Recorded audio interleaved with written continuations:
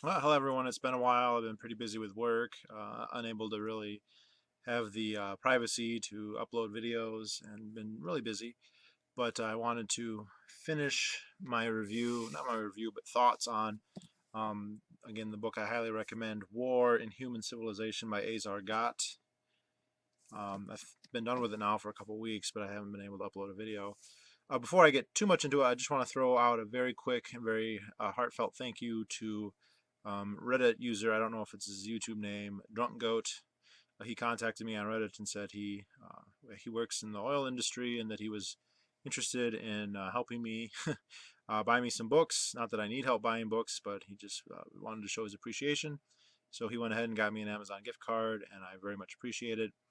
Finally, my channel is making money, I guess. So it was never the goal, but I'm certainly not one to deny if people want to show their appreciation in a financial way. So I went ahead and used it already, do some Christmas shopping for myself.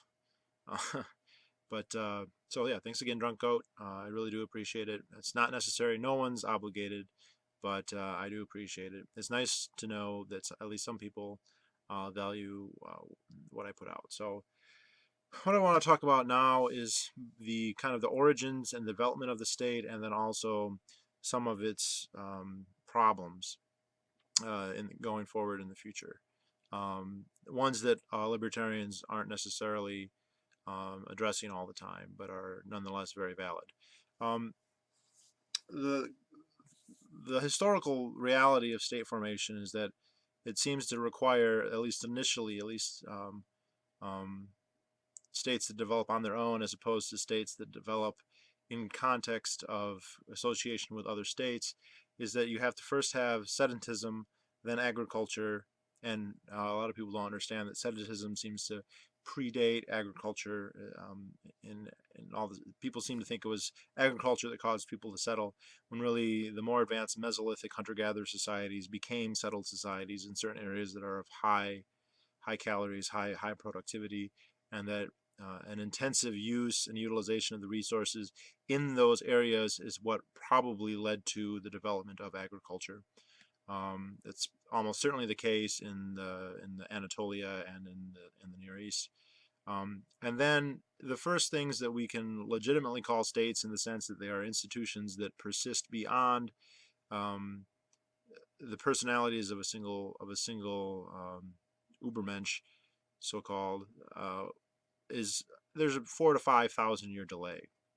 Now it's very interesting because it is possible to have an individual in any society, whether it's rural, whether it's hunter-gatherer, whether it's Neolithic or Paleolithic, or whatever. It's inconceivable to have powerful individuals who, through their own force of will, through their own martial skill, uh, with their own political skill, if they're very silver-tongued, to have essentially state-like powers.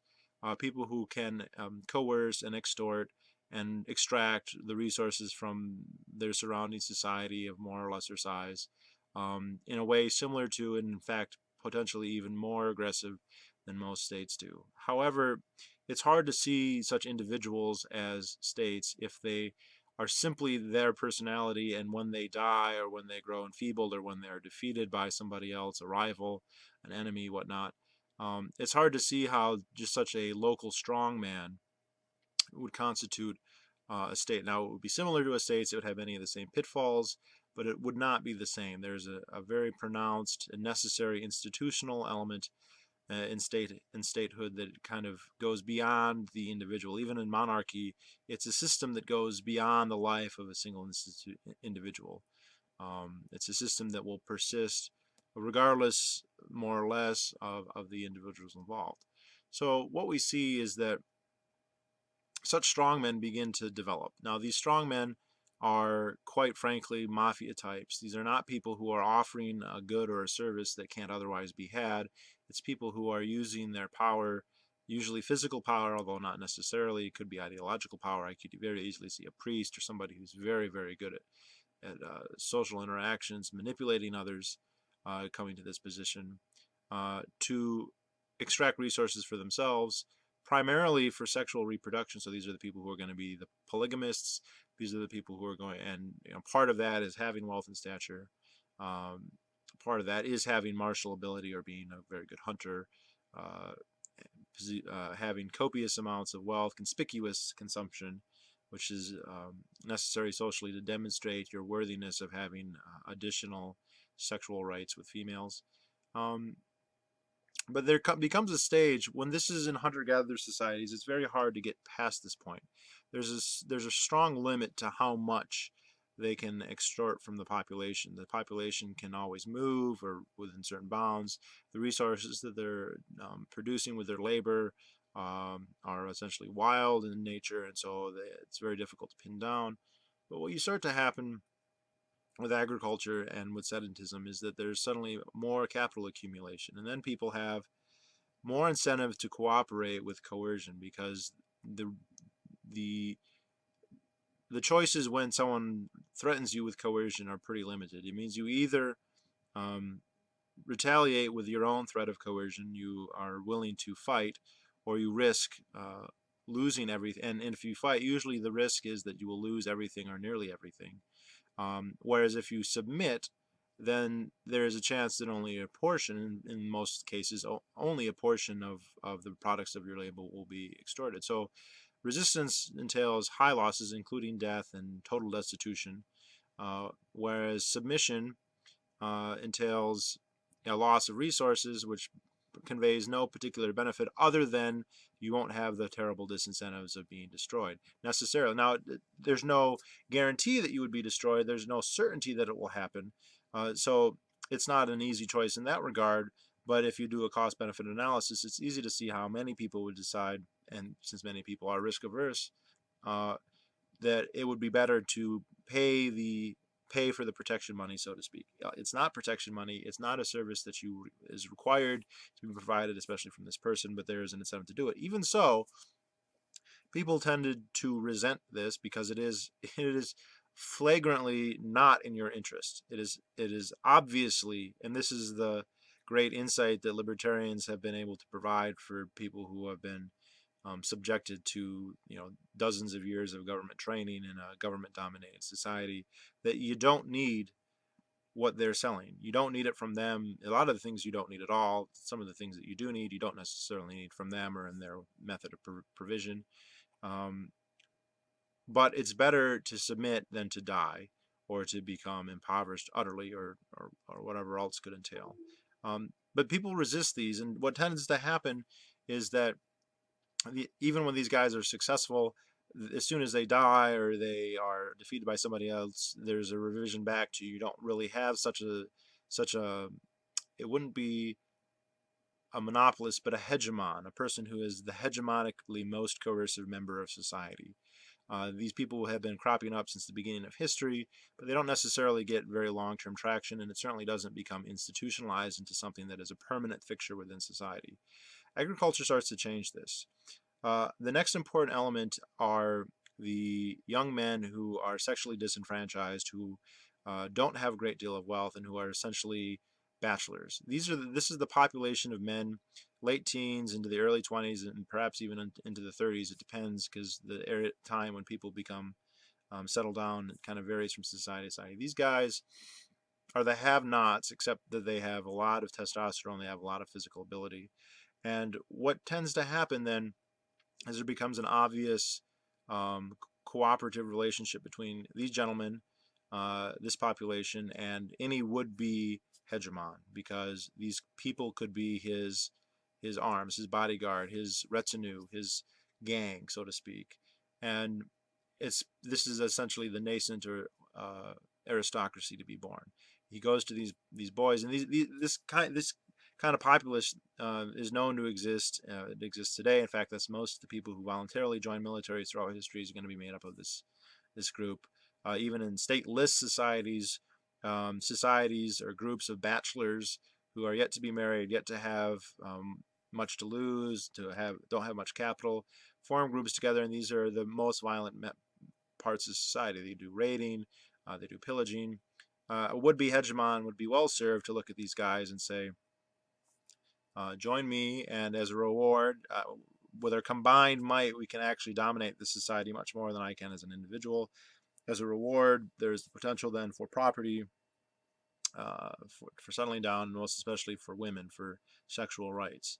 And so what Azar Gat describes this as a chiefly society. This is kind of a transition into chieftainship. And it's at this point, this again is still very much predicated on the elan of that particular individual and his immediate retinue. Of course, they have an incentive to kill each other.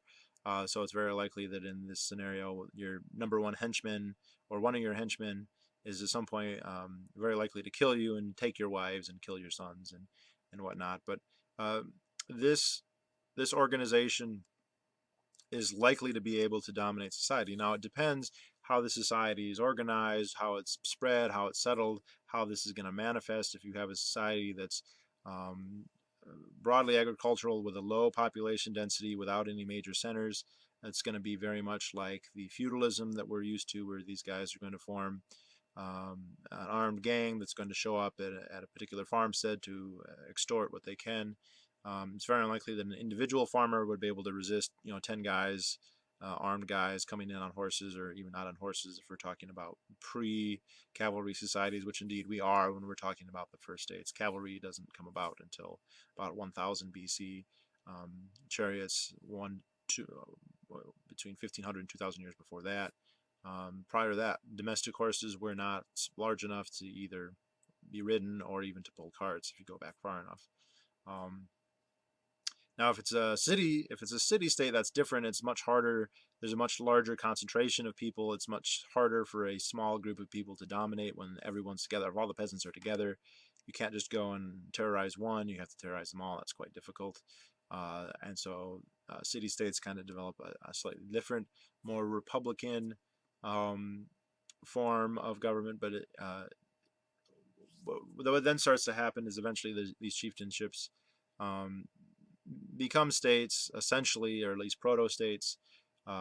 This is when you start to see walled towns. People start to realize, these hegemons start to realize that, or view the societies that they rule over as chattel, as something to be farmed, and then they begin a process of attempting to dominate as many as possible and incorporate their wealth into their own personal estates. And it depends very much on the geography here. Some places, especially areas where you have high population densities without a lot of outside potential influence, so especially fertile river valleys in arid environments, and the biggest example here by far is Egypt, but also the Tigris and the Euphrates rivers, to a lesser extent, say the Yangtze or the Yellow River in China. Much less the case in Europe, certainly much less the case in North America. If you look at, they're pretty sure in the Nile Valley that there is kind of like a tipping point where eventually the population gets more and more accustomed to there being somebody who's going to rule over them. Again, it takes thousands of years of them toppling would-be rulers, would-be hegemons, but after so many generations, it becomes, okay, this is just the cost of being in a civilization. It's not necessary for a civilization. It's not a requirement. This isn't a linchpin that's needs to be there, or a prerequisite that needs to be there. It's just a cost. If you're going to have, it's kind of similar. If you're going to have lots of crops, you're going to have rats. If you're going to have, lots of wealth just being laying around, you're going to have people who are going to want to extract that wealth. And sometimes it makes sense to resist them. Sometimes it doesn't really make sense to resist them. And eventually the incentives is somebody's going to take over eventually, even if they get dethroned, it will just happen again. And eventually you get to the point where society kind of adapts to accept this as kind of normative, or at least inevitable, a necessary evil, if not a positive necessity. And then what happens is there is a competition between these hegemons, and it depends very much on geography and the ability to incorporate others into your struggle. But these natural hegemonies kind of form over certain areas. So again, the Nile is a classic example. You have a relatively isolated area. There aren't really populations to the east or the west of the Nile other than a few tiny oases. Other than that, you're well isolated from other potential states, other potential societies. The Nile itself provides easy transportation access up and down. And so, you might, and there's some belief that the provinces in the Old Kingdom of Egypt may actually be based on the vestigial remains of numerous petty kingdoms, petty kingships, petty hegemons that were in probably a relatively quick order of succession warred with each other until first two and then only one. Historically there was Upper and Lower Egypt. Upper Egypt, or that farther from the delta of Egypt was Lower Egypt. Upper Egypt became dominated, and there's a famous representation of this called the Scorpion King on the Narmer palette. I think that this is probably actually a combination of several hundred years of history kind of epitomized by one guy. It probably wasn't one guy who did this, but in any event, all these petty kingships eventually gave way to just one. However, if you look in other areas, say Mesopotamia, since there's more outside influence, since you have potential allies and rivals coming in from the Iranian plateau, from Anatolia, from the Jordan River Valley, it's much harder to have a single person kind of take over everything perpetually, which is what happened in Egypt. And you get more of a succession of regional states that we're more familiar with there, as opposed to a single state ruling everything right away. But that's what you had develop in Egypt. Now, once that happens, once you have sort of a natural, or not so much natural, a logistically defined area of hegemonic monopolism, monopolistic control. It's not monopolistic, hegemonic control. Then that society, that state, those people are going to go to all kinds of lengths to legitimize that rulership, whether it be religion or ideology, probably both. And from that point on, that's when you have basically states as we know them. They become firmly entrenched even when one person is dethroned or killed. It takes a great deal more than that to actually eliminate or destroy the apparatus of the state and to revert back to a more decentralized, less hegemonic area. And again, Agat's very interesting. He's not a libertarian, but he's very explicit. This is most akin, and the most accurate way to describe this is a mafioso, is the mafia. It's not just Murray Rothbard, making up some kind of slander against governments. This is an accurate depiction of how they come about, why they come about, and what they're there. The point is to extort for the benefit of the extorting coercers. That is the reason for it, and they don't provide anything that is impossible without them. And indeed, since they are more concerned with themselves, it's quite questionable to assume that the services they provide, so-called, are anything close to what is potentially optimally possible. Now, fast forward to now, and God is very worried about the spread of technology, and I think this is an important point. The more egalitarian the technology is, or the more power an individual has, the change in what they're willing to go through and how much coercion they're willing to accept vis-a-vis a gang of thugs writ large changes quite a bit. It's one thing if you're an agriculturalist, a subsistence agriculturalist, with almost no metal tools, working all day, every day to make just enough calories to feed yourself and some of the children that you have that survive, maybe two in your lifetime, if you're lucky, if your wife doesn't die. And 3 or 4 guys ride up, and they just have Bronze Age weapons. Maybe they don't even ride up. If they did ride up, that would make a big difference, though. There's very little you can do about that if your next neighbor is in the field over. City state's slightly different, but still, there's not a whole lot you could do. If, however, you possess a technological or warlike advantage that allowed you to plausibly resist them, then your willingness and how much coercion you're willing to accept is different. There's a sliding factor here, and I think that when we see the rise of firearms, That is significant even today. I know people like to point out the vast differences between the resources of the state. I think that there are problems with people doing that. They're aggregating all the power of the state and assuming that that would be deployed to your house, which is ridiculous. The amount of power that would be deployed to any given house would be nowhere near so overwhelming, although it would still be overwhelming. Um, you know, I think it is, although not easy, it is possible. Civilians can arm themselves to a point that it would be, they could plausibly be able to withstand at least the initial assault of a likely government coercive rendezvous. I'm not to say that you'd be successful in subsequent ones. There's a certain degree of, if you make yourself a target, then they will deploy more resources and you won't be able to plausibly resist that. However, as technology changes, that may not always be the case. Um, and then he talks, that's not God's, by the way, that's kind of me. But then he talks about with the advent of super weapons, and he especially stresses nuclear weapons, but also to a lesser extent biological ones. There isn't really a defense against these, not yet, not that we know of. And that means that the only actual thing that states can do is have deterrence. They can say, if you use nuclear weapons, we will retaliate and that will destroy you. His concern is that as this technology becomes more accessible, non-state agencies will get control of it. And this is not him speaking what he wants or what he thinks. It's just what's going to happen. The ability to have nuclear weapons or even future weapons that we don't know about will increase. The ability for governments to prevent this ever happening is probably impossible. And a non-state organization could very likely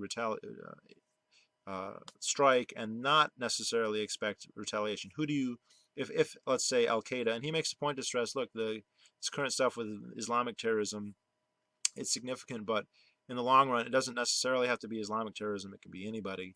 Who do you retaliate? If Al Qaeda was to set off a nuke, who is the United States going to nuke in return? Um, and even if they did nuke somebody, it's not clear that that would do anything other than play into the hands of Al Qaeda. And so he is worried that states are essentially becoming impotent in this regard. They aren't yet. He's not saying that we're there yet, but he's saying that that is the trend, that is where things are headed. And I think the kind of the libertarian answer to this is quite obvious. There is no, of course, absolute certainty. And Capistan does not mean that it is impossible for there to ever be a nuclear attack whatsoever. And I don't think that we can offer any plausible situation where this is impossible, nor can the state. However, the desire to utilize an atomic weapon is, I think, far less if you don't have a state. Because one thing that we can all agree on, even if you're not an anarchist like me, is that states tend to piss people off, and in fact, they tend to piss people off a great deal, both domestically and internationally. And it's no secret that in the particular case of Al Qaeda, they're pissed off about the foreign policy of the United States government. As well they should be. I'm not saying that how they've dealt with that is necessarily a good idea or justifiable. It most certainly is not. But the incentive to go to war and to do mass mega terrorism like 9/11, or hypothetically, if they could, and likely and someday they will, if not particularly Al Qaeda, somebody use atomic weapons, it's because of the policies.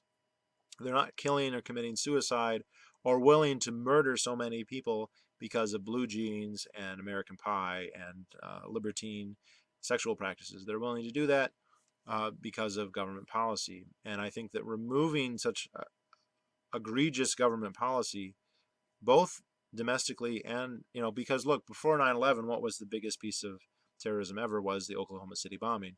That's a whole other interesting digression of who actually did that and why. I'm just going to say I don't know, other than it's extremely suspicious what happened. But let's just assume that it's the way that they said, and even if it wasn't, hypothetically, it would make sense. Even if we had a Ron Paul foreign policy, a non-interventionist foreign policy, that's not to say that domestic elements would not also become angry at the government, as indeed they are today, and as indeed they always have been. And given the rate of increase of the power and egregiousness of the state, how likely they will be in the future. the state is always, it's predicated on coercion, it's predicated on taking advantage of people, and that's going to breed resentment. Now, very often this resentment takes little more form than complaining under the breath, vlogging about it, talking about it, writing about it. But sometimes it involves acting against it. And of course, most of the actions are protests and talking to other people. But it is conceivable, and indeed, in the long run, rather likely that these actions will be manifested in violence that the state can't prevent and that it can't retaliate against. And I think that the kind of the libertarian solution here, the anarchist solution, is don't make there any more reason to attack you than there should be. Again, that doesn't mean it could never happen. It just means there's less of a reason, less of an incentive. Who's going to attack the non-aggressive people? I also think, though, that a lot of libertarians don't agree with nuclear weapons. I think that their role in deterrence against agents that are retaliatable, if that's a word, as and specifically other states, makes sense. Um, States today have shown, as bellicose as the U.S. is, it appears they are unwilling to go to war with states that possess nuclear weapons. It's conceivable that they would have similar incentives against any potential Ancapistan that may exist. Another important point that he brought up too is that historically, who wins in a war, who's the most warlike, who's the most successful, is often a function of the martial skill and the bellicosity of the given society. And there are many examples of relatively poor, indeed technologically backward societies dominating richer, more advanced societies militarily. I think probably the biggest, best known, most illustrative example is this are the Mongols, the Huns, the nomadic pastoralists of Mongolia and the inner steppe, dominating militarily and sometimes even politically the vastly more rich, populous, and advanced societies of China. The Chinese and the Mongolians have been fighting for 2,500 years, probably even before that, probably even before the Mongols had acquired domesticated horses, although maybe not that far. And the Mongols have not consistently every single time, but very often been able to defeat the Chinese, and indeed on several occasions outright conquer and control that entire area, despite the fact that by any measure they were probably something like 1,000 times less rich. There are others examples, the subsequent barbarians' invasions of Rome, the numerous invasions of pastoralists in like say Babylonia, the Kassites, the Amorites. These are all essentially pastoralists who come into much richer urban agricultural societies, be they Babylon or Assyria, or Uruk or Egypt even. I mean, Egypt was taken over by the Hyksos for a while. Of course, they were Canaanites, so maybe they weren't exactly pastoralists, but they certainly weren't as advanced as Egypt, and yet they were able to take over. Now, what's happened since the Industrial Revolution, the great fact, as Deirdre McCloskey would say, is there is now a much, much, much, much higher correlation between wealth and victory. The wealthier a society is, the more advanced it is, the better technology it's able to muster, the more likely it is to win. And this is even quite apart from whether the individual people are that martial in their abilities. Historically, states, even the big empires, kind of had an inherent time flaw, where they would be very bellicose, they'd be very effective, they'd have citizenry that was very effective in military procedures, they would conquer, become these vast empires, and then they would enjoy the fruits of their victory, and the home populace would become much more sedentary, much less skilled in war, the arts of war, and they would have to basically lease out their fighting to others. Most famous example would be Rome, where you had all of its citizens were basically eligible for military service and indeed required to join in it.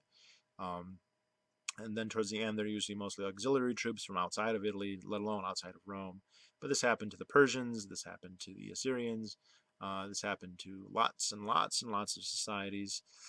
This does not happen once they get to a certain point of wealth. They can always afford not only to hire other people, but they can also afford to train when you're wealthy enough, you can afford to develop skill sets that you don't necessarily need. And I think we've come in a lot of ways to that point in the United States. So, there's not a lot of violence in the United States. There's not a lot of killing, but yet there's millions of Americans who are, say, hunters, who are proficient at the use of arms, various arms, including things like bows and arrows, but also weapons.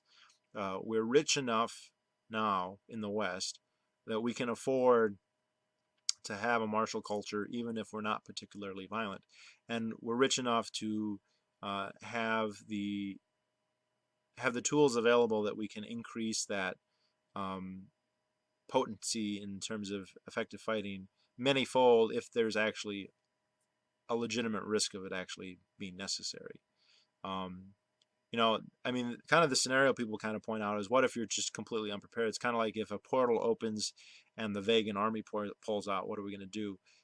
Okay, we won't have time, but I think likely threatening situation, say an imperial China that's going to try and take over the world, as ahistoric as that would be, is not a threat that's likely to materialize instantly. That's something that people would see and take measures against and develop against. But if you're rich enough, you can afford the best technology, the best atom bombs, whatever, and it's likely that you would.